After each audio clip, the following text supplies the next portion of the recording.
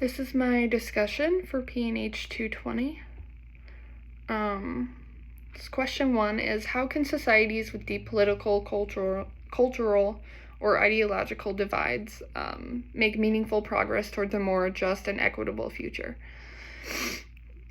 I think a key point of making meaningful progress towards this future is being accepting of all people and perspectives.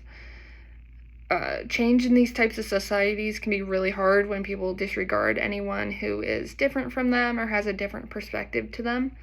And so we really need to be willing to listen and be open to ideas and opinions other than our own.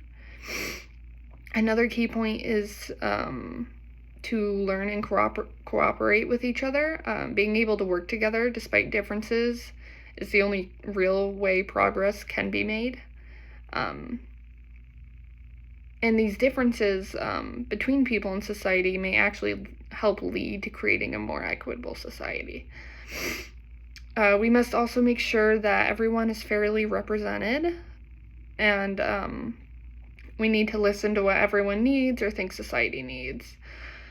So while everyone may be different, we are sharing a common goal, which is to create a more fair and equitable society, which hopefully helps bring everybody together and work together.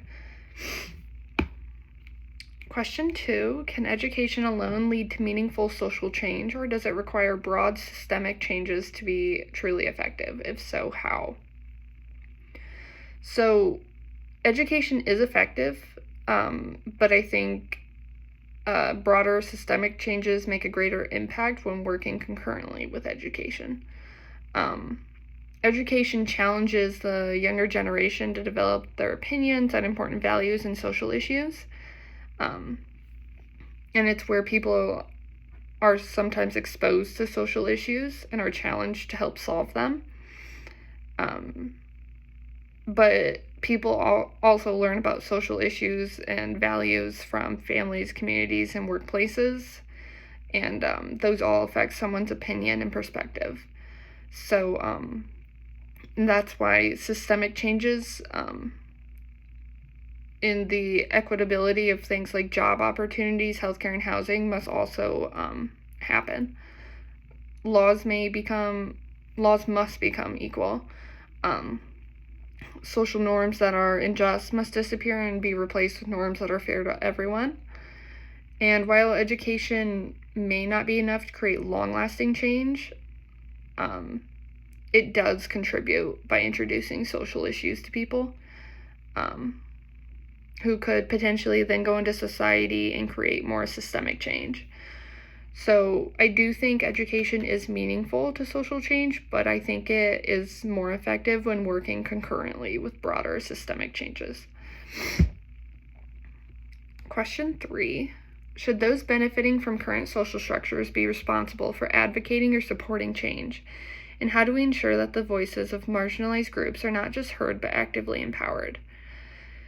So ethically, I believe that those who are currently benefiting from the social structures should be responsible for advocating and supporting change, but it doesn't mean that they're going to.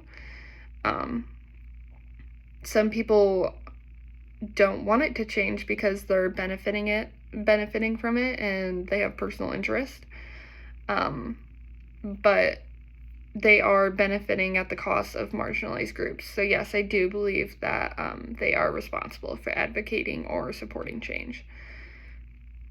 And to ensure that the voices of marginalized groups are not just heard but actively empowered, we need to make sure they are given platforms to speak out. And this can be like leadership positions or just media platforms. We can also make sure that they're being empowered through legal work and by making sure that there are no discriminatory practices occurring. And we need to make sure they have the resources they need, such as like education, housing, and healthcare. Question 4, can social movements ever achieve outcomes that benefit all members of society equally, or will some groups inevitably be left behind? I think creating outcomes that benefit everybody is great, but I do not believe it is part of our reality. I think that inevitably some groups will be left behind. A lot of groups have conflicting interests or different needs, and therefore, like, the amount of change that we would need to make for everyone to be equal would be difficult and just not practical. So, question 5, do you think real social progress requires disruption and conflict, or can it be achieved through peaceful means and consensus building? So no, I don't think real social progress requires disruption and conflict. Rather, I think that's what our society just turns to.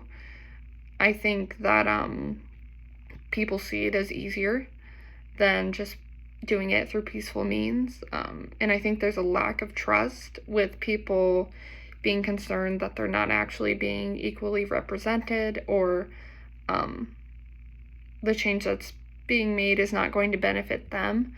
And so without that trust, nothing tends to be peaceful. And that's why we end up turning to disruption and conflict.